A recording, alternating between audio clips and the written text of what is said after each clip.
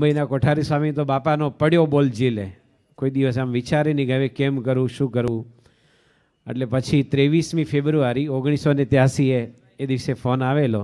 એ જ રાત્રે કોઠારી સ્વામીએ બરોડા એક્સપ્રેસમાં જમ્પિંગ ડબ્બો હોય ને, પેલા મજૂરને 2 બંટા ગોળીની લાડુડીનું પેકેટ આપી ઉપર ગોઠવાઈ જવાનું, પછી લઘુ પાણી લાગે તો હેઠે નહીં ઉતરવાનું, હેઠે ઉતર્યો તો ઉપવાસ ચોટે. કોઠારી સ્વામી એ જ દિવસે એમને મોકલ્યા અને જોડમાં મને જવાની આજ્ઞા કરી. એટલે જોડમાં જવાની આજ્ઞા થઈ એટલે મને તો લોટરી લાગી, કારણ કે મુંબઈના કોઈ પણ સંતોએ હજી બાપાના હૃદયરોગના હુમલા પછી દર્શન કર્યા જ નહોતા. 24મી ફેબ્રુઆરીએ બાપાના દર્શન BR પટેલની હોસ્પિટલમાં થયા અને પૂછ્યું કે કેમ આવ્યા, એટલે કીધું કે આપે આજ્ઞા કરી એટલે પ્રબોધ સ્વામીને મૂકવા. તો સ્વામી કે ખુશાલ ભગત છે ને, ખુશાલ મોટા, જેમ અત્યારે અહીંયા પૂજ્ય કેશવ ભગત છે આપણે જડભરતજી, એવી રીતે ખુશાલ મોટા પણ, જોકે એ તો બહુ સમજુ ડાયા હતા. ખુશાલ મોટાને કીધું કે તમે પ્રબોધ સ્વામીને બોચાસણ મૂકી આવો. અને સ્વામી BR પટેલની હોસ્પિટલમાં આરામ કરતા હતા. એમની પાસે રોજ અમે સંતો વાંચન કરતા હતા.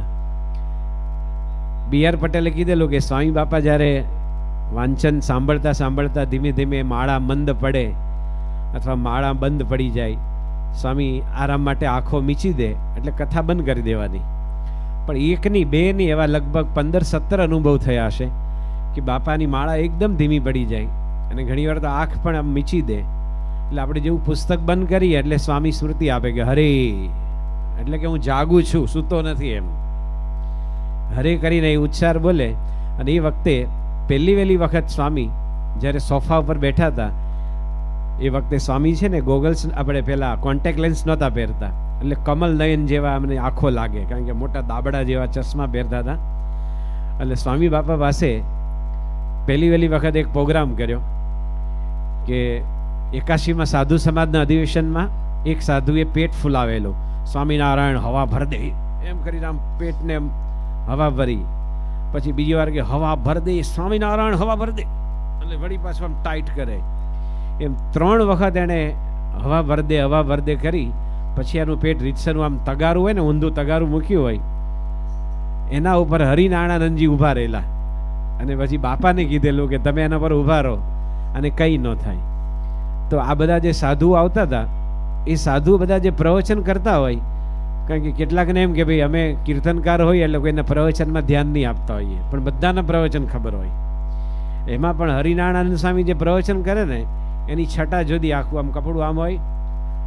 ये जो गौ सेवा का जो व्रत चलता है, जो गाय माता है हिंदुस्तान की संस्कृति जुड़ी हुई है, और गाय माता नहीं होगी तो हिंदुस्तान में कृष्ण भगवान को भूलना अशक्य है, उस तरह गाय को भी भूलना अशक्य है. तो क्या करना चाहिए कि उसकी कत्ल नहीं करना चाहिए, उसकी सेवा संभावना करना. हमने इंदिरा को भी बात कहा था कि ये जो कत्ल खाना चलता है उसको बंद करो. આવી રીતે હરિનારાયણજી પ્રવચન કરતા હોય અને બધા એકબીજાના સાધુ એટલા પ્રવચનના બધા પ્રવચન પટુ, એટલા સરસ પ્રવચન કરે. એના સમયની બહાર જાય એટલે હરિનારાયણ સ્વામી હતા ને, એ રીતસરનું એનું ગાતર્યું ખેંચે. જે સાધુ હોય ને મહામંડલેશ્વર, એને આમ હાથ પકડે બેસાડે કે તારો સમય પૂરો થઈ ગયો છે, પણ કોઈ અટકે નહીં. એટલે સ્વામી જેવા સોફા પર બેઠા એટલે મેં પણ હવા ભર દે કરી આમ 3 વખત પેટ ફૂલાયું. અને સ્વામી એટલું બધું આમ ખડખડાટ હસતા હતા. એ જ વખતે BR પટેલ બાપાની રૂમમાં એડમિટ થયા, એટલે કે આમ સ્વામીની તબિયત જોવા આવ્યા. અને પછી બહુ ખુશ થઈ ગયા કે તમે આવી રીતે સ્વામીજીને બધા ખુશખુશાલ હસતા રમતા રાખો તો એમની તબિયત સારી થઈ જશે. અને પછી બાપા રોજ જ્યારે હોસ્પિટલમાંથી છુટ્ટી આપી, પણ જો સ્વામી આ હરિભક્તો અડધી રાત્રે પણ જે દર્શન કરવા આવે છે, એમની બાપા સેવા સંભાવના કેવી કરે છે. ડૉક્ટર યોગીન દવે મુંબઈથી આવેલા, આનંદ સ્વરૂપ સાહેબના મોટા ભાઈ, અને ડૉક્ટર સંજય પટેલ BRના જ ભત્રીજા થાય. એટલે બાપા એને પૂછ્યું કે તમે એકાએક કેમ આવ્યા? તો કે સ્વામી સગાવાલા બીમાર પડે તો અમે તબિયત જોવા જવું પડે, તમે તો અમારા જીવના સગા છો. સ્વામી કે કેવી રીતે આવ્યા? તો કે ટ્રેનમાં. સ્વામી કે બુકિંગ હતું? તો કે ના બાપા બુકિંગ નહોતું, પણ જમ્પિંગમાં ચડી ગયા. સ્વામી કે આજે કેવી રીતે જશો પાછા? તો કે જેવી રીતે આવ્યા એવી રીતે જમ્પિંગમાં. આ સવારે 9 વાગે બાપા એની જોડે વાતચીત કરી અને સાંજે લોકો જ્યારે રજા લેવા આવ્યા ત્યારે બાપાએ બંનેની કન્ફર્મ ટિકિટ એના હાથમાં આપી. જો હૃદય રોગનો હુમલો છે, આ કોઈ શરદી, તાવ, ઉધરસ કે માથું દુખવું એવું કંઈ નથી, મોટો રોગ કહેવાય. છતાં પણ પોતાના શિષ્યોની પણ આવી સંભાવના કરતા હતા. એટલે સ્વામી એમ્સમાં જ્યારે આરામ કરતા હતા ત્યારે બધા ઘણા સંતો હતા, યોગીચરણ સ્વામી, રામચરણ સ્વામી, કૃષ્ણ વલ્લભ સ્વામી અને ઘણા બધા સંતો ત્યાં બાપાની સાથે સેવામાં હતા. એટલે રાત્રે સ્વામી બેસે ત્યારે બધી ગમ્મતની વાતો થાય, પણ ગમ્મતમાં કેટલાક પ્રસંગો સત્ય હોય, કેટલાક બનાવ્યા પણ હોય, કંઈક આનંદ ઉત્પન્ન કરવા માટે. તો બધા સંતો બધા અહીંયા બિરાજમાન છે, તો ખાસ કરીને આપણે પણ કેટલીક વાર છબરડા વાળીએ કંઈક બોલવા ચાલવામાં, અથવા કંઈક ખ્યાલ ન રહે, અને એનાથી જે હાસ્ય ઉત્પન્ન થાય, તો એ બધી વાતો કરતા હતા. અને સાંઈ બાબા બેઠા હોય, પેલું દીવાન હતો, દીવાન, એના ઉપર સ્વામી રેસ્ટ કરે. વિવેક સાગર સ્વામી હોય, બધા સંતો આમ ટોળે વળીને બેઠા હોય, અને સ્વામી એટલા બધા ખડખડાટ હશે, ઉનાળાનો સમય હતો એટલે ઓપન ટુ સ્કાય બેઠા હોય, એટલે પવન સાંજે સરસ ચાલતો હોય. એ વખતે કેટલાક સત્ય પ્રસંગો કે અમે લોકો જ્યારે સાંગલી ગયેલા, અને એ વખતે સાંગલીમાં ગોપાલભાઈ અને ચંપકભાઈ બે હરિભક્તો, જેને બાપા કાળી ધોળી ટોપી કે, એક કાળી ટોપી પહેરે છે બીજા ધોળી ટોપી, એટલે એમના ઘરે અમે ઉતર્યા તો બાજુમાં માધવનગર કરીને એક પરુ છે સબબ સાંગલીનું, એને એક હરિભક્તે બાપાને કીધેલું, સોરી સંતોને કીધેલું કે મારે 18 લાખ રૂપિયાનું દેવું છે, અને મારી ઉપર એટલું બધું આમ ટેન્શન છે ને, તો તમારા સંતો આવે તો મારા ઘરે પધરામણી કરાવજો. એટલે ચંપકભાઈ અમને લોકોને લઈને એના ઘરે પધરામણી કરાવવા ગયા. એનો એક છોકરો અમિત હતો, અત્યારે તો એના લગ્ન થઈ ગયા. એ અમિત સાવ નાનો હતો. અમે જેવા સંતો એના ઘરમાં પગ મૂક્યા, એટલે પેલો અમિત મને જોઈને કે સ્વામિનારાયણ ઢોલ. એના પપ્પા કે ના બોલાય, ચૂપ ચૂપ. તો એ છોકરો કે સ્વામિનારાયણ ઢોલ. એના પપ્પા બિચારા અંદરથી એવા દુઃખી થઈ ગયા કે 18 લાખનું દેવું છે, એ કર્જા મુક્ત થી એના માટે સંતોને લાવ્યો છું ને આ તો તોફાને ચડ્યો. 3-4 વાર સ્વામિનારાયણ ઢોલ, સ્વામિનારાયણ ઢોલ, સ્વામિનારાયણ ઢોલ. પછી એના પપ્પા એને એક થપ્પડ મારી. તો ઓલો છોકરો રડતા રડતા કે સ્વામિનારાયણ ઢોલ, સ્વામિનારાયણ ઢોલ. પછી મેં એને કીધું એના પપ્પાને, હિંમતલાલ પડિયાને, મેં કહ્યું તમે એને મારો નહીં, એ આંખે દેખ્યો અહેવાલ આપે છે. જેવા મેં નિરખ્યા પછી એના પપ્પાને થયું કે આ લોકો કોઈ શ્રાપ નહીં આપે, કારણ કે આપણે ત્યાં કોઈ શ્રાપ આપતા જ નથી, કારણ કે મહારાજે જ પોતાની વાણીને શ્રાપ આપેલો કે અમે કોઈનું અહિત ઈચ્છીએ તો ક્યારે પણ એ સફળ ન થાવ. તો બાપા આગળ આવા બધા પ્રસંગો કહેવાય. એમાં એક વખત બધા સંતો પરતવાડા ગયેલા, અને પરતવાડામાં એક હરિભક્ત હતા, એ ચુસ્ત જૂના મંદિરના, પણ પ્રમુખ સ્વામી મહારાજની સાધુતા જોઈને એમને સત્સંગ થયેલો. હવે એને બહુ ઉમંગ હતો કે સંતો એટલા બધા આવ્યા છે, 5 સંતો, તો એને માટે મારે કંઈક કરવું જોઈએ એમ. એટલે એને અમારા મંડળધારી હતા ઘનશ્યામ પ્રસાદ સ્વામી, હવે એમને પ્રશ્ન પૂછ્યો કે મારે આ 5 સંતોને ધોતિયા ઓઢાડવા છે, તો સ્વામી કેટલું કાપડ જોવે? ઘનશ્યામ સ્વામી મૂળ તો ભંડારી ગણાય, એટલે એમને છે ને અંદર બધું પ્લગ જેમ શોર્ટ સર્કિટ થાય ને, કારણ કે રસોડામાં તો 1000 કિલો ઘઉં આવ્યા, અને 500 કિલો ખાંડ આવી, 200 કિલો ગોળ આવ્યો, આવું બધું જથ્થાબંધ આવતું હોય. એટલે ઘનશ્યામ સાંઈ કોઈ પણ વાત શરૂ કરે ને, પહેલા એ આવે, પછી એમ વાક્ય આવે. એ તમે ઘનશ્યામ સાંઈ કે એક સાધુને આમ લગભગ એક સાધુને 4.5 કિલોમીટર ગણો કે, પેલો ભડક્યો, કારણ કે વાણિયા હતા.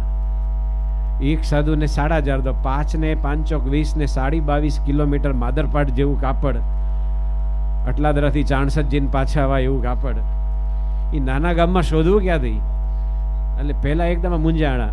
એટલે અમે બધા સંતો હતા ને, એને ઘનશ્યામ સાહેબ આંગળી મારી ગઈ, કિલોમીટર ના બોલો, મીટર બોલો, કારણ કે ઓલું રસોડાનું કિલો અને કાપડનું મીટર એનું બે ભેગું થતું હતું એમ. આ બધા પ્રસંગો કહેવાય. એમાં ત્રિભા કાકા છે ને ત્યાં હાજર હોય, અને ત્રિભા કાકાનું હસવાનું હોય જુદું હતું, એકદમ સાવ જુદું. સામાન્ય રીતે આપણે બધા જે હસતા હોઈએ છીએ એમાં બધાના ઘણા બધા પ્રકાર હોય છે. કેટલાક એકદમ રેશનમાં લીધું હોય ને, આમ લિમિટેડ એટલું જ હશે, એમ ગમે તેવો સારો જોક કે એટલું જ એમ. કોકનું આમ લાફિંગ એટલે ખડખડાટ. આપણા વિજયભાઈ અમેરિકા વાળા વિટ્ટી સ્વામી આમ 3-4 ફૂદડી ફરી જાય, અને જે હશે એનું હસવાનું જુદું. કેટલાક હશે તો આમ જાણે આમ ઠુમકું મૂકે, એટલું જ કરે એમ. કેટલાકને એકદમ સાયલન્સર હોય એમ, એમાં અવાજ જ નહીં એમ. ત્રિભા કાકાનું હસવું એવું જુદું પડે કે એનાથી બાપા બહુ હસતા હતા.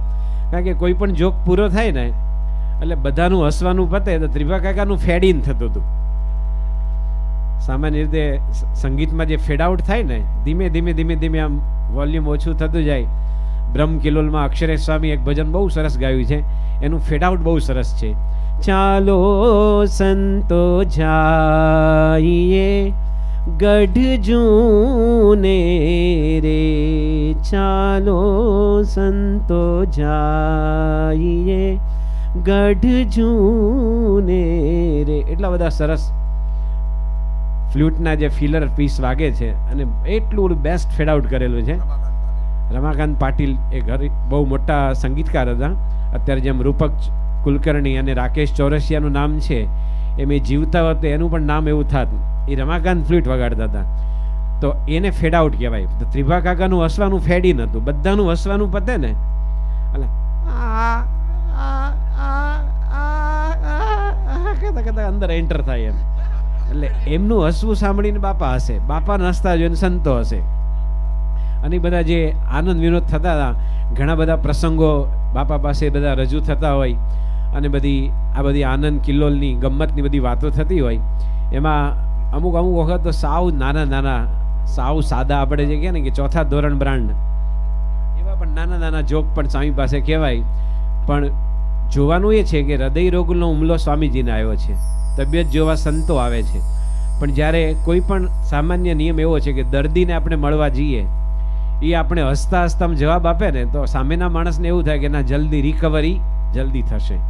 એમ સ્વામીને બધા તબિયત જોવા જાય છે અને સ્વામી બધાની વચ્ચે એકદમ ખડખડાટ પ્રસન્ન મુદ્રામાં હોય અને જે હાસ્ય વિનોદ થતો હતો એની બધી ખૂબ મજા આવતી હતી. એમાં એક બે તો બધા સાદા સરદારજીના જોક. એક સરદારજીએ એક વાટકી ભરીને દહીં લીધું અને સાગરમાં નાખ્યું, સમુદ્રમાં, અને પછી વલોણી હતી ને વલોવા માંડ્યો. એટલે બીજો સરદારજી કે અબે ઓ ઉલ્લू के पट्टे तू क्या करता है? तक लस्सी बनाता हूँ के. सागर ની અંદર એક વાટકી દહીં નાખી અને ચર્નિંગ કરતો હતો. તો બીજો સરદારજી કે अबे तू क्या करता है? तो कि मैं लस्सी बनाता हूँ. तो पहलो सरदारजी के हाँ लोग हमको मूर्ख कहते हैं और इतनी लस्सी तेरा बाप पिएगा क्या? આ બધા નાના પણ ડોક્ટર સામે એક વખત 85માં અમને એવું કીધેલું કે કૃષ્ણપ્રિય આમ બોલાયેલા. પછી કે સરદારજી નો કેવું, એક ભાઈ હતા એમ કેવું કે ભાઈમાં કોઈને રસ ન પડે. જેના જે બનતા હોય જોક, આ બાજુ ઉત્તર સરદારજીના આપણે કાઠિયાવાડમાં બાપુના જોક ચાલતા હોય, બાકી એક ભાઈ હોય કોઈ ઈશ્વરભાઈ કોંતીભાઈ, એમાં કોણ રસ પડે? એટલે પછી સાદા જે જોક કહેવાતા હોય એમાં સાવ નાનો એક કે બે સરદારજીને ચર્ચા થઈ કે આ જમ્બો જેટ પ્લેન છે ને 62 ફૂટની હાઈટ છે અને આટલું મોટું પ્લેનને કલર ક્યારે કરતા હશે? એક સરદારજીએ બીજા સરદારજીને પ્રશ્ન પૂછ્યો કે 62 ફૂટની હાઈટ છે, એને બહાર બાંબુ બાંધવાના, વળી પાછા કલરના ડબ્બા જોવે, પેન્ટર જોવે, બ્રશિસ જોવે, તો કલર કરતા હશે ક્યારે? અને જે પ્લેનની કિંમત 1800 કરોડ રૂપિયા હોય એ જમીન ઉપર 3 દિવસ રાખો તો ગવર્મેન્ટને ડેમરેજ ચડે, એટલે એને કલર ક્યારે કરે મને બહુ આશ્ચર્ય છે.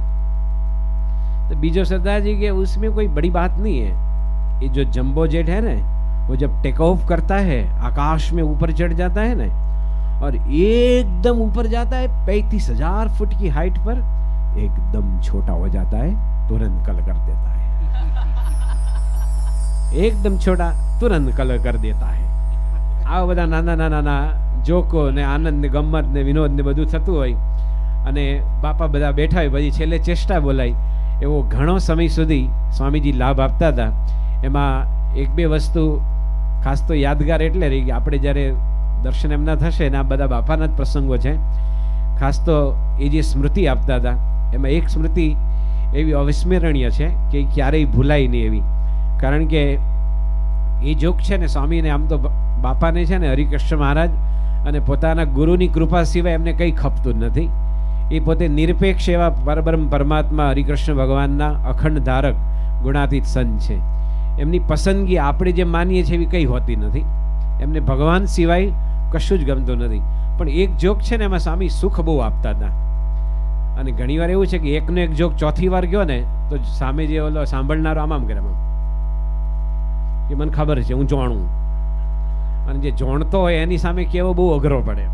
પણ સ્વામી દર વખતે જે આપણા નંદ સંતે એક શબ્દ લખ્યો છે પદોમાં કે રસિયા બાલમ.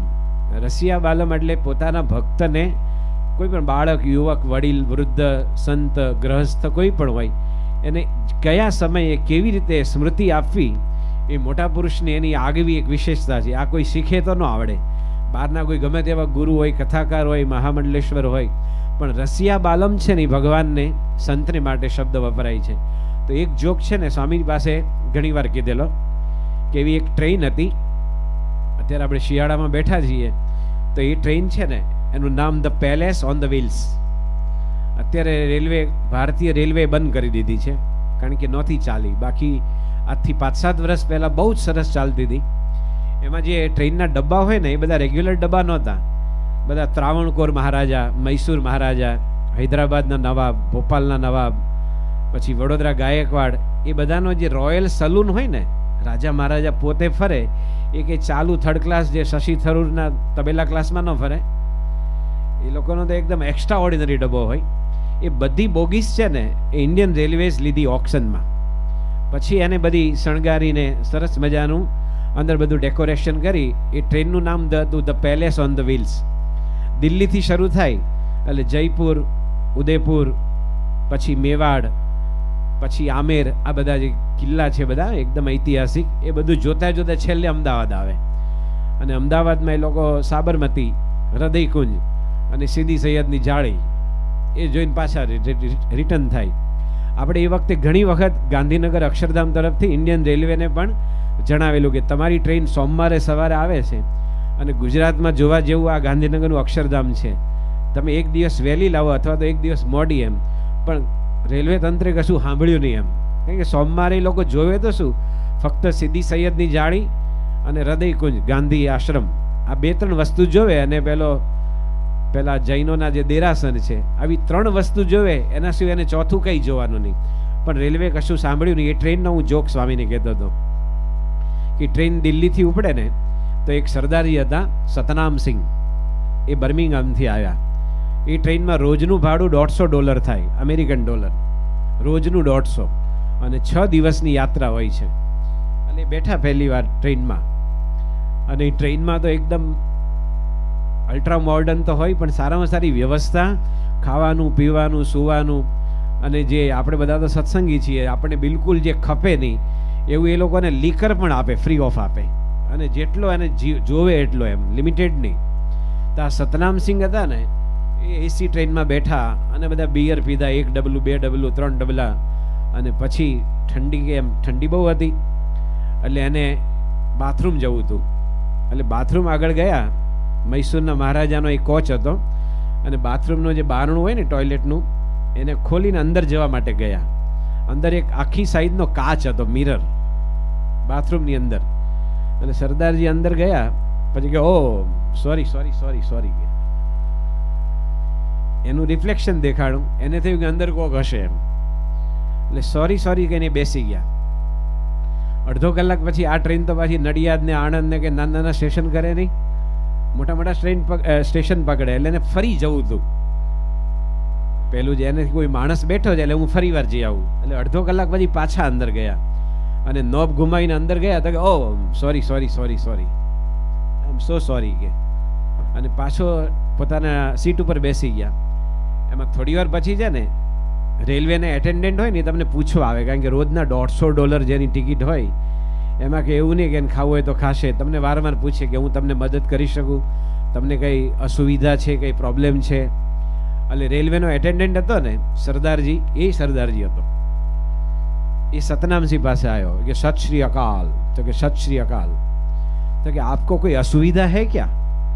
તો પેલો જે પેસેન્જર હતો ને સતનામસિંહ, એ કે असुविधा के सिवा है क्या? एक आदमी 1 घंटा से टॉयलेट ऑक्यूपाइड करके बैठा है, हमारा नंबर कब लगेगा? पहले के साहब जो इतनी महंगी ट्रेन में घूमते हैं वो अंदर बैठने के लिए पैसा नहीं देते, हम खुद तपास करते हैं, इन्वेस्टिगेशन करते हैं. પછી એ જે રેલવે એટેન્ડન્ટ સરદારજી હતો ને, એ બાથરૂમ સુધી ગયો, એને નોબ ઘુમાયો અંદર જવા માટે, પછી ઓ સોરી સોરી સોરી સોરી. પછી પેસેન્જર પાસે આવીને કીધું સતનામ સિંહને કે માફ કરના સતનામ સિંહ, હવે સમજવા જેવો જોક છે, माफ करना सरदार जी, हम उसको कुछ नहीं कह सकेंगे, अंदर जो बैठा है टॉयलेट में वो हमारा गवर्नमेंट का आदमी है, वो हमारा गवर्नमेंट का आदमी है, उसको हम कुछ नहीं कह सकेंगे. आ ओछाમાં જો મેં 7-8 વાર કીધો હશે 45 દાડામાં, પણ કારણ કે ઓડિયન્સ અમારા સંતો અલગ અલગ આવી ગયા હોય એટલે કેટલીક વાર તો એકનો એક વારંવાર કીધો હોય, તો એનું જ્યારે સુખદ જે સ્મરણ છે એ પછીની વાત છે. આજે 31મી ડિસેમ્બર છે. આમાં જૂના સંતોને યાદ છે કે 1995માં અમૃત મહોત્સવ પૂરો થયો, રાત્રે 12 વાગે આપણે ભવ્ય નગર યાત્રા આખા મેદાનમાં કાઢેલી.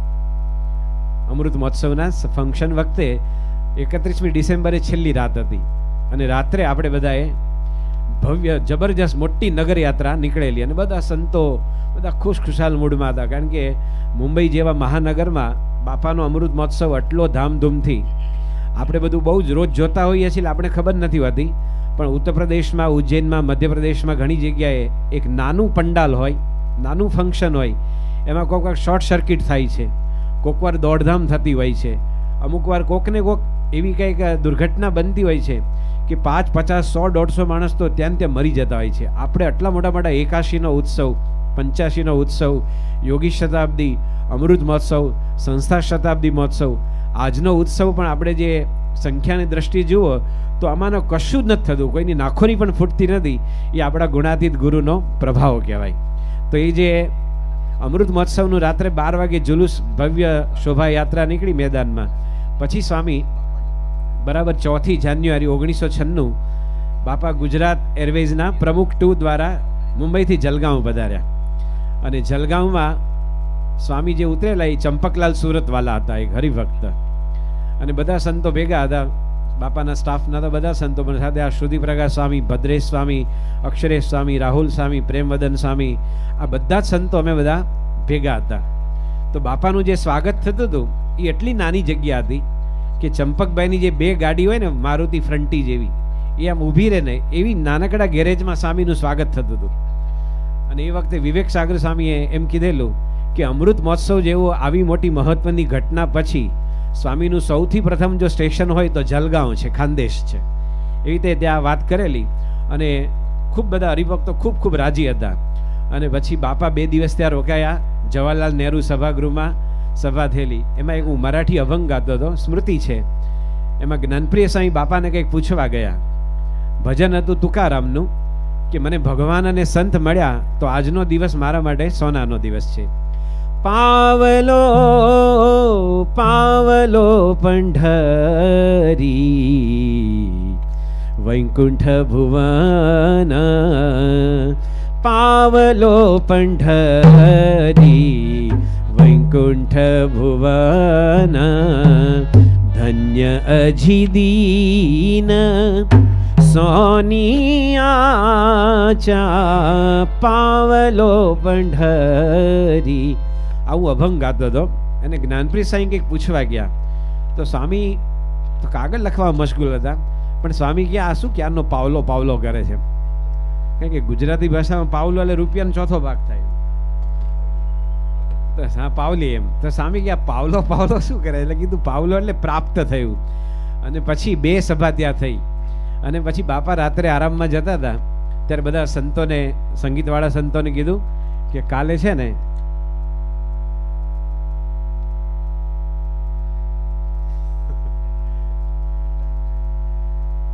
ખાસ તો આજે બાપાનું જે સ્વાગત થતું એટલી નાનકડી જગ્યામાં, અને આપણે જોઈએ છીએ કે આપણા સત્સંગમાં જેટલા પુરુષ હરિભક્તો આવે એના કરતાં અનંત ગણા બેન સ્ત્રીઓ હરિભક્તો છે આવતા હોય. ત્યાં પણ એવું બનેલું કે સ્વામીના દર્શન માટે ખાનદેશ આખું ઉમટેલું. અને વિવેક સાગર સાંઈ પ્રવચન કરતા હતા, એમાં પાછળ લોકોને બેસવાની જગ્યા ઓછી અને શોર બકોર વધારે હતો. આ તો ફક્ત જે ગમત થયેલી, આપણે અત્યારે ગમતનો જ કાર્યક્રમ છે, કોઈ નિરૂપણ માટે તમે નથી મને સાંભળતા અત્યારે. તો વિવેક સાગર સાંઈનો પ્રવચન છે ને કંઈ સંભળાતું નહોતું, એટલે પીપી સ્વામી ભેગા હતા. એમણે એમને રિક્વેસ્ટ કરી કે હું 1 મિનિટ જાહેરાત કરી દઉં, પછી તમે આગળ બોલજો. પછી પીપી સ્વામી કહે કે પીછે સે આવાજ બહુત આતી હૈ તો આવાજ કમ કરો. અમે બધા બાપાની આજુબાજુ હતા, કારણ કે એટલી નાનકડી જગ્યા, આ બાપાનો સોફો, અહીંયા વિવેક સાગર સાંઈ પ્રવચન કરતા હતા, સંતો અહીંયા ટોળે વળીને ઊભા હતા. એટલે મેં પણ, કારણ કે બાપાએ વર્ષો પહેલા આવો મુંબઈમાં શ્લેષ કરેલો, મને કે તમે લોટે જતા કે નહીં? એમ બાપા કે લોટે જતા? મેં ના, હું કોઈ લોટે ગયો નથી એમ. એટલે આમ લોટ એટલે ભિક્ષા માગવા જવું એમ. તો સ્વામી કે એમ કોઈ લોટે ગયા જ નથી એમ. એમણે લોટે એટલે આ જંગલે જે સવારે આપણે જઈએ ને એ રીતે શ્લેષ કરેલો. એટલે પીપી સ્વામી એવું કીધું કે પીછે સે આવાજ બહુત આતી હે તો આવાજ કમ કરો. એટલે હું બાજુમાં ઊભો હતો, મેં આ તો ચંપકભાઈ સુરતવાલા છે ને કઠોળના મોટા વેપારી છે, માટે અવાજ આવશે.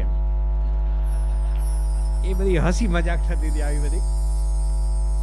પછી સ્વામીએ રાત્રે સૂતી વખતે સંતોને કીધું કે કાલે આપણે ચોપડા જવાનું છે, એટલે હું પણ પૂજામાં આ ટાઈમે આવી જઈશ. બધા સંતો સંગીતવાળા સાંભળી લો કે નાહી ધોઈ પૂજા પાઠ કરી, નાસ્તો કરી, બધું પોટલું પેક કરી નીચે આવવાનું, અને પૂજા પતે એટલે તરત નીકળી જજો. અને પછી બાપાની પૂજા બધા સંતો બધા હતા, રાહુલ સ્વામી હતા, પ્રેમવદન સ્વામી હતા, ભદ્રેશ સ્વામી, અક્ષરેશ સ્વામી. પછી બધા ભજનો ગાઈ અને મેટાડોરમાં બધા ચોપડા ઉપડ્યા. અને ચોપડાની અરુણ ગુજરાતીએ છે ને એક બહુ મોટી જીનિંગ ફેક્ટરી હતી, એમાં બાપાની સ્વાગત સભા ગોઠવેલી. એટલે બધા માને, મોરે, આપટે, ઠોટે, ગોટે, વિચારે, બેન્ડરે, સોનવણે, વાઘમારે, કછુએ, આ બધા ઓલ મરાઠીસ એકારંદ. અને પછી ત્યાં અક્ષરેશ સાંઈ અમે બધા ભજનો ગાયા. વિવેક સાગર સાહેબ અમને કીધેલું કે હું આવું એટલે તમારે સ્ટોપ બંધ કે યોગી બાપા બોલતા ને સ્ટોપ બંધ એમ. એટલે અમે લોકો એ બધા ભજનો ગાયા અને વિવેક સાગર સાંઈ બધા આવ્યા, એટલે પછી અમે બધા સ્ટોપ બંધ કર્યા. પછી એમણે સરસ સંત મહિમાનું પ્રવચન કર્યું. ત્યાં પછી એમને પણ પાછું ફિક્સ હતું કે બાપા આવે એટલે એમને સ્ટોપ બંધ કરવાનું હતું. એટલે પછી પ્રમુખ સાંઈ મહારાજ પધાર્યા અને તરત અરુણભાઈ ગુજરાતીએ બહુ લાંબુ મોટું પ્રવચન કર્યું. એમનું જે વેલકમ પ્રવચન કરે ને, કારણ કે અરુણભાઈ ગુજરાતી બહુ ફાકડા વક્તા, એમાં આટલા બધા માણસોનું આયોજન એમણે જ કરેલું. એટલે સ્વામીજીનો મહિમા એમણે લોકોની વચ્ચે કીધો. અને પછી બાપાના જ્યારે આશીર્વાદ શરૂ થવાના હતા એ વખતે સ્વામી પાસે આમ માઇકે મૂકવામાં આવ્યું, ત્યારે સ્વામીએ ભદ્રેશ સ્વામીને કીધું કે તું 5 મિનિટ બોલે કે. હવે એકવાર બધો કાર્યક્રમ પત્યો હોય અને આશીર્વચન સિવાય કશું હતું જ નહીં, તો સ્વામીએ ભદ્રેશ સ્વામીને કીધું કે તમે 5 મિનિટ બોલો એમ, કારણ કે એને મરાઠી સારું આવડે છે. એટલે પછી ભદ્રેશ સ્વામીએ 5 મિનિટ પ્રવચન કર્યું. હવે આ જોક એ છે, મૂળ તો આજે વાત એટલે મને વિગતે વાત કરી કે પેલું જે પેલેસ ઓન ધ વ્હીલ્સમાં જે પેલા સરદારજી જે 4 કલાક અકળાયેલા ને બાથરૂમ ગયા વિના, એમ અમે બધા પણ એ 6ઠી જાન્યુઆરીનો દિવસ હતો અને ઠંડી કે મારું કામ. અને અમે લોકો સવારના 7, સવા 7 નીકળી ગયેલા. એટલે એની મારી દશા પણ સરદારજી જેવી જ હતી. અને હું પણ છે ને કંઈક બાથરૂમની તલાશમાં હતો, પણ આખું જીનિંગ ફેક્ટરી મોટી, એનું મેદાન હતું, એટલે કોઈ બાથરૂમની વ્યવસ્થા જ નહોતી. એમાં વળી બાપાનું પ્રવચન પૂરું થયું અને તરત બાપાને પોલીસ એસ્કોર્ટ આપવામાં આવી અને સ્વામી એમના ઘરે ગયા. એમના પિતાજી મગનભાઈ, અશોકભાઈ મગનભાઈ ગુજરાતી. અને મગનભાઈએ ખાદીની જે પોતે જાતે કાતેલી જે પૂણી હોય ને, એની ખાદીનો પોતે હાર બનાવેલો. અને પછી સ્વામીને એનું સ્વાગત કર્યું. અને પછી બાપા બાથરૂમમાં ગયા અને અમે લોકો 7 વાગ્યાને નીકળેલા, એટલે 12 કલાક, લગભગ 5 કલાક થઈ, 12 વાગ્યા એટલે એક બાથરૂમનું બારણું મેં એમ ખખડાયું. અંદરથી નિર્ભય સાંઈ કે કોણ, એટલે ખબર પડી ગઈ કે ભાઈ બાપા હોવા જોઈએ એમ. એટલે પછી બીજે બાથરૂમમાં ગયા, પછી ખબર પડી હશે નિર્ભય સાંઈને કે કોણે ખખડાયેલું એમ. તો પછી બાપા પણ બાથરૂમમાંથી એમ બહાર નીકળ્યા અને અમે લોકો પણ સંતો સામેથી આવતા હતા. તો સ્વામી કે કૃષ્ણપ્રિયા સોરી કે જે 1983માં જે જોક કીધેલો ને, એ મને 1996માં એ જ એક્શન સાથે આમ બતાવ્યો કે સોરી. આપણે જેમ અત્યારે હું જેમ સ્વસ્થતાથી કહી શકું છું, તમે સાંભળી શકો છો, પણ 1 સેકન્ડ માટે છે ને આપણો આમ હૃદય ધબકાર ચૂકી જાય કે એક મારા જેવા સામાન્ય સાધુનો આટલા વર્ષો પહેલા કીધેલો જોક એ મને એઝ ઇટ ઇઝ એમણે એ જ મુદ્રા સાથે પાછો આપ્યો. તો એ બહુ મોટી સ્મૃતિ છે. તો એવા કેટલાક પ્રસંગો સ્વામી પાસે ગયા હતા. કેટલીક વાર સ્વામી એટલી નાની નાની સહજ ગમ્મત ઊભી થાય. 1990માં બાપા લંડનથી ન્યુયોર્ક જતા હતા એર ઇન્ડિયાના પ્લેનમાં, અને પ્રબોધજીવન સ્વામી છે ને એ વખતે બાપાને રસોઈ જમાડવામાં હતા. તો બાપા બેઠા હતા બારી પાસે, એટલે સંતો બધા એમની આજુબાજુ ગોળે ટોળે વળી ગયેલા. અને પછી ન્યુયોર્ક આવવાને 20 મિનિટની વાર હતી, વેધર એકદમ ક્લિયર હતું.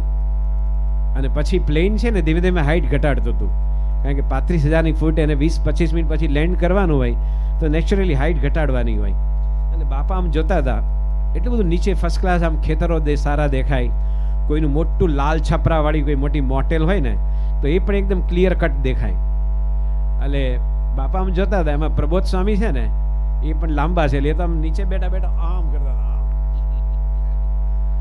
એટલે એ જે રીતે જોતા હતા ને એ સ્વામીએ જોઈ લીધું. અને મોટા પુરુષ છે એ કેટલીક વાર ગમત ઊભી કરે, એટલે સ્વામીએ એ જોતા હતા ને પછી એમની સામે જોઈને મારી સામે જ જોયું, એટલે એમ કે કંઈ ગમત ઊભી થાય, એટલે મેં જવા દીધી એમને. મેં નીચે પેલું જે લાલ છાપરાવાળું મકાન છે ને એ ડૉક્ટર કેસી પટેલનું છે. હવે અમે ન્યુયોર્કથી 20 મિનિટ દૂર હતા, આ જમ્બો જેટમાં હતા પાછા. અને એ વખતે કેસી કાકા તો જૂના સમયમાં તો બિચારા બ્રુકલિનમાં રહેતા હતા, અને આવડું મોટું આમ જબરજસ્ત સ્વિમિંગ પુલ ને આગળ પાછળ બધું મેદાનવાળું. એટલે પ્રબોધ સ્વામી ફરી આમ જોયું, પછી એને ખ્યાલ આવ્યો કે આ મને ઉલ્લુ બનાવે છે. એટલે મને કે જા જા આવે, તને ક્યાંથી ખબર હોય કે. એમણે મને એવું કીધું કે સ્વામી એટલા બધા એકદમ ઠાવકા થઈ, હસ્યા વિના. સ્વામી કે એ બીજી વાર આવે છે ને બધી ખબર હોય, તું પહેલી વાર આવે છે કે. એકદમ સરસ કે બીજી વાર આવે છે એટલે એને બધી ખબર હોય, તને ખબર ન હોય. એક વખત 1985માં બાપા અબુધાબીમાં પધરામણી કરી અને ઉતારે રમણીકભાઈ દેપાલાના ઘરે ઉતરેલા, અને ત્યાં બાપા આવ્યા. એ વખતે સંતોએ છે ને ઘનશ્યામ પ્રસાદ સ્વામીને આ જે ભગવું ગાતરી હોય ને એ આમ આરબની જેમ ઓઢાડી દીધું, અને અહીંયા દોરડી બાંધી દીધી. અને પછી બાપા આવે એટલે એમ કહેવાનું કે તમારે સ્વામીનું સ્વાગત કરવાનું કે અસ્સલામ વાલેકુમ. ઘનશ્યામ સાહેબને અમુક શબ્દ બોલાવવા તો બહુ અઘરા, ખાસ કરીને 1980માં બાપાએ જે ઓપરેશન કરાવ્યું મેસેચ્યુસેટ્સ હોસ્પિટલ, એ જો એમની પાસે સાંભળ્યું તો તમારે ડિસ્ટન્સ રાખવું પડે. એમ ત્યાં ત્યાં જ અટવાઈ જાય બિચારા. એમાં અસ્સલામ વાલેકુમ પણ બોલવું એને અઘરું એમ. એટલે પછી બાપા આવ્યા એટલે એમણે કીધું કે સલામ વાલેકુમ એમ. પછી સ્વામીએ યોગીચરણે કીધું કે આરબ શેખ આવ્યા છે કે ફોટો પાડો એમ. એટલે એમ ફોટો પાડવા જતા હતા. તો મને બાપા કે આમનો પરિચય તો આપો કે શેખનો. હવે આ શેખ તો તમારા જૂના જાણીતા છે, એમાં મારે શું પરિચય આપવાનો હોય. કે આ શેખનું નામ શું? એટલે મેં એનું જૂનું નામ ને એના પપ્પાનું નામ એ બધું યાદ કરીને એક નવું નામ જવા દીધું, શેખ ખોડેઉદ્દીન બિન શંબુલ્લા. એ વખતે બધા થોડા ઘણા સ્મૃતિના બધા ફોટા ખેંચ્યા. તો એવી બધી સાદી સાદી ગમત થતી હોય. એક પ્રસંગ એવો બનેલો કે આપણે યાદ રહે, કારણ કે ભલે આનંદ વિનોદનો છે પણ એની પાછળ પણ સરસ મજાની સ્મૃતિ રહેલી છે. કે બાપા જ્યારે મુંબઈમાં હતા ત્યારે સંતોએ જે દિવસના 8 ક્લાસ હોય ને એનો વર્ગીકરણ કરેલું કે પ્રથમ તો બાપાનો વોકિંગનો ક્લાસ, બીજો બાપાની નિત્ય પૂજા, ત્રીજો ભોજન કરતા હોય ત્યારે, ચોથું બપોરનું ભોજન હોય ત્યારે, પાંચમો ફ્રૂટ્સ જમતા હોય ત્યારે બધા હાજર હોય, છઠ્ઠું જેને સેવા ન હોય એ વોકિંગ હોય, બાકી બધા સભામાં હોય, સાતમું બાપા જ્યારે જમતા હોય એ ક્લાસ, અને આઠમો બાપા આરામમાં જાય ને ત્યારે પણ એક વખત બાપા બાથરૂમમાં ગયા અને એ વખતે બહાર ધરમસુદ સ્વામી છે ને બાથરૂમ આગળ આમ હાથ મૂકી અને વેઇટ કરતા હતા, અને સ્વામી બાથરૂમમાંથી બહાર નીકળ્યા. પણ સંતો બધા જોતા હતા, સ્વામી છે ને કોઈને ખબર ન પડે એમ. ધરમસુદ સ્વામી જેવી રીતે ઊભા હતા ને આમ, સ્વામી એક્ઝેક્ટ એની સામે આવી રીતે હાથ મૂકીને ક્યાં સુધી વાત કરી. અને પછી બધાને ખ્યાલ આવ્યો કે એમની એક્શન કરીને સ્વામીએ ધર્મસુદને એક સ્મૃતિ આપેલી. તો એ જે છેલ્લો ક્લાસ હોય એમાં પણ આવા આનંદ વિનોદનો પ્રસંગ બનતો હતો. એમાં એક વખત એવો પ્રસંગ બન્યો કે બાપા જ્યારે સ્ટુડિયોમાં આરામ કરે 5મી માળે, તો સ્વામી પોતાના પલંગમાં બિરાજ્યા અને પછી એક નાનકડો અમે વેશ કાઢેલો ભવાઈ. આમ એમાં તો કંઈ કોસ્ચ્યુમ્સ ન હોય, બદલાય નહીં, એમાં કોઈ જ્યાં મેકઅપ બેકઅપ ન હોય ગઈ. અને પછી એક નાનકડી રેકડી હતી. એ રેકડી છે ને જેમાં આપણે મોટા મોટા તપેલા લઈ જવા હોય એના માટે દાદર મંદિરમાં વપરાતી હતી. અને પછી એમાં ઘનશ્યામ સ્વામીને બેસાડ્યા, કારણ કે એ વખતે એને પગનું ફ્રેક્ચર થયેલું. કાટકો આપણી જે પવઈની જે ખેતીવાડી છે એ સંભાળતા સંભાળતા એમને એટલું બધું નુકસાન થયેલું કે આખા પગનું આમ જાંઘથી માંડી નીચે સુધી, અને તાત્કાલિક કિરણભાઈ એમને ટ્રીટમેન્ટ આપી છતાં 1.5-2 મહિના સુધી એમને લુંગી જ પહેરવી પડતી, કારણ કે એમને એનું પ્લાસ્ટર એ ટાઈપનું હતું. એટલે એમની બધી દાઢી છે ને કાળી ધોળી હોય એટલે મિક્સ લાગે, રામાનંદી સાધુ જેવી. અને એમાં લુંગી પહેરાવી એમને પેલી રેકડીમાં બેસાડ્યા.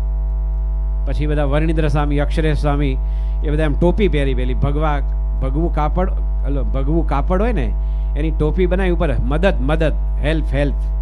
અને ઘનશ્યામ સાહેબને બેસાડીને એમની રેકડી હું ખેંચતો હતો. અને બાજુમાં એક એલ્યુમિનિયમની તપેલી હતી, એ તપેલીમાં બોલ્ટ નટ ને બધું ખિલ્લા હતું. એટલા માટે કે આમ અવાજ કરે તો પરચુરણનો અવાજ આવવો જોઈએ ને. અને નાટકમાં પણ જો ભૂલથી સાચા પૈસા મૂક્યા તો પણ આવી બને, એટલે ફક્ત અવાજ આવે એના માટે સ્ક્રૂ બોલ્ટ ને બધું મૂકેલું. અને ઘનશ્યામ સાહેબની રેકડી હું ખેંચતો હતો. એમાં એમને 2-4 વસ્તુ શીખવાડેલી કે એકવાર આમ રાઉન્ડ મારશું એમ, રઘુપતિ રાઘવ રાજા રામ એ ધૂન બોલતા, અને પછી એમને શીખવાડ્યું કે આવી રીતે આંગળા કરી દેવાના તમારે. બહાર લોકો માગતા હોય છે ને લેપ્રેસી ઇલાકામાં માગવાનું એમ. અને 2-4 ડાયલોગ શીખવાડ્યા કે એક વખત 2 રાઉન્ડ પતે પછી સ્વામી પાસે જઈએ એટલે એમ કહેવાનું કે સ્વામીજી મહારાજ કુછ મદદ કીજીએ. ભાઈ ઘનશ્યામ સાહેબ કીધું કે બાબા બોલવાનું. બહારના લોકો મુંબઈમાં છે ને બાબા બહુ બોલે આપણને જોઈને. આપણે ગુજરાતીમાં તો કોઈ બાબુ બોલતા જ નથી, ત્યાં તો મહારાષ્ટ્રમાં તો બાબા બોલે એટલે બહુ મોટો રિસ્પેક્ટ આપ્યો ગણાય. એટલે કીધું કે સ્વામી પાસે જઈને એમ કહેવાનું કે બાબાજી કુછ દાન દીજીએ. એટલે ઘનશ્યામ સાહેબ રેકડી બાપા પાસે આવી તો પછી એમણે કીધું કે સ્વામીજી કુછ દે દો, કે એ પાછું દાન દીજીએ ન બોલી શકે એમ, દે દો એમ. એટલે પછી બીજો રાઉન્ડ શરૂ થયો. પછી એમ શીખવાડેલું કે બાપા પાસે ફરીવાર રેકડી ઊભી રહે ત્યારે એવું કહેવાનું કે સ્વામીજી महाराज कुछ रोटी दीजिए, कुछ दान दीजिए, ये मेरा लड़का है, उन्होंने 1 महीना से कुछ खाया नहीं है. એનો લડકો એટલે હું રેકડી ખેંચનારો. અને આવું કહીને, કારણ કે આ લોકોને બધી અલગ અલગ જે એના જે શબ્દો હોય છે, બોલાતા શબ્દો, એ બધું શીખવાડેલું. એટલે બીજી વાર રાઉન્ડ મારીને ગાડી એમની પાસે આવી ત્યારે બાપાને આગળ કીધું કે સ્વામીજી મહારાજ કુછ રોટલા દીજીએ, કે ભાઈ અમે રોટલા તો આવી જ જાય, કે મેરા લડકાને કુછ ખાયા નહીં હે. એટલે બધા ખડખડાટ હસી પડ્યા, એટલે બધા હસી પડ્યા. પછી સ્વામીજીની વિશેષતા એ છે, આપણે જેમ કહે ને કે કેટલાક ગમ્મતને માણી શકે, પણ સ્વામીજી જે ગમ્મત હોય ને એમાં પણ ચપટીક ઉમેરી શકે, આપણી ગમ્મતને પણ થોડી વધારી દે એમ. એટલે સ્વામી હળવેથી ઘનશ્યામ સાહેબને કીધું कि तुम्हारा लड़का ने 1 महीना से खाया नहीं है तो अभी बहुत तगड़ा है, के 1 महीना से कुछ खाया नहीं है तो भी भारे तगड़ा है. આમ કરીને પછી એ જે તપેલી હતી ને એ અરવિંદ ગુરુ પાસે લઈ ગયો, પેલો રાજુ દવે અને ટીનુ મહેતા બંને ત્યાં હાજર હતા. અને એ લોકોએ 500 રૂપિયાની નોટ નાખી. પછી સ્વામી સુતા સુતા બોલ્યા કે આપણે અહીંયા ગમ્મત કરી નાટક જેવું, તોય ઠાકોરજીની સેવા થઈ. અને બહાર જે ખરેખર જે કેટલાક બિચારા માગનારા હોય છે એને જો ભગવાનને સંતનો આશરો નથી, અથવા એને કોઈ પોતાના પ્રારબ્ધ વશ થઈને એ સવારથી સાંજ સુધી માગે તો 5 રૂપિયા ભેગા ન થાય. આ 5 મિનિટનું નાટક કર્યું એમાં પણ 1000 રૂપિયાની સેવા થઈ. આવા બધા કેટલાક પ્રસંગો એ સ્વામીજી પાસે કહેવાતા હોય અને બાપા એ વખતે સ્મૃતિ આપતા હતા. એ બધા સ્મૃતિના પ્રસંગો અત્યારે અહીંયા આપની સમક્ષ કીધા છે. ઘણા વર્ષો પહેલાં ડૉક્ટર સ્વામી બિરાજ્યા છે તો એમનો એક નાનકડો પ્રસંગ, કે હમણાં જ ડૉક્ટર સાંઈ આફ્રિકા જઈને આવ્યા, લંડન જઈને, એટલે બાપાની હાજરીમાં બધા સંતો હતા, એમાં વિવેક સાગર સ્વામી બધાએ કીધું કે એમને પહેલાં અળો બોલતા નહોતું આવડતું. અને ડૉક્ટર સાંઈ કીધું કે મને નાનપણમાં કેરું, એમ કે કેળું બોલો તો બોલો કેરું એમ કે કેળું ના બોલે. એટલે ડૉક્ટર સ્વામી વર્ષો પહેલાં પંચમહાલમાં ગયા હશે ને, એમાં ત્યાંના આદિવાસીને જોયા. એટલે એણે કીધું કે અમે આદિવાસીને જોયા, એના હાથમાં ચરકતા ભાલા, કે એટલે સંતોએ કીધું કે કબૂતર હોય, કાગડા હોય, ચકલા હોય ચરકે, પણ ભાલા નો ચરકે એમ, તો કે નહીં ચરકતા ભાલા, કે એટલે શાઇનિંગ મારતા. બોલો પ્રમુખ સાંઈ મહારાજની, પ્રમુખ સ્વામી મહારાજની, પ્રમુખ સ્વામી મહારાજની. તો એક ખરેખર જે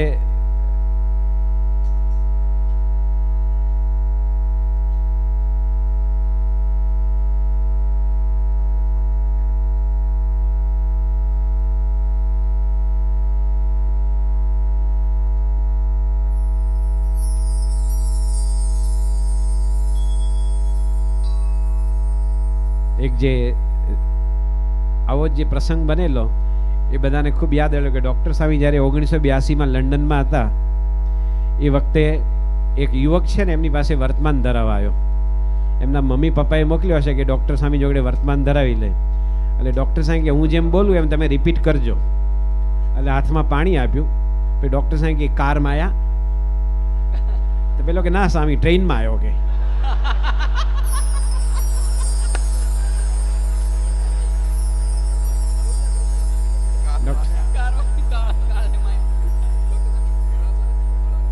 ડૉક્ટર સાહેબ કારમાં આવ્યા જ બોલેલા, કારમાં આવ્યા તો કે ના સ્વામી ટ્રેનમાં આવ્યો કે. એ પણ એક એમને સ્મૃતિનો પ્રસંગ છે. સ્વામિનારાયણ ભગવાનની